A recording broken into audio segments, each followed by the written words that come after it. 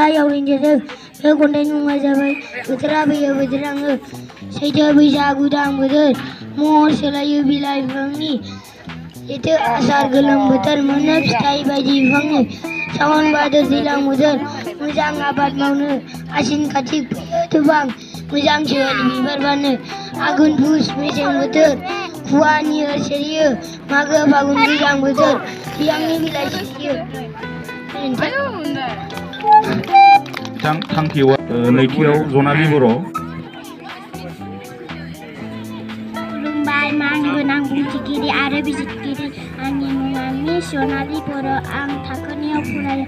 आं दिनै दोंसे बर' खन्थाइ आवरायनो सानदों। बे खन्थाइनि मुङानो जादों बोथोरा फैयो बोथोरा थाङो।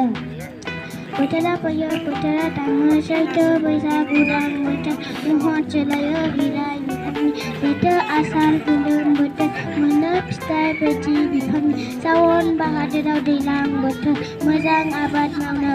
आसिन खाथियाव फैयो दुफां मोजां सेवालि बिबार बारनो। आघोन पुसाव मेसें बोथोर खुवा निहोर सिरियो। मागो फागुनाव गोजां बोथोर बिफांनि बिलाइ सिरियो।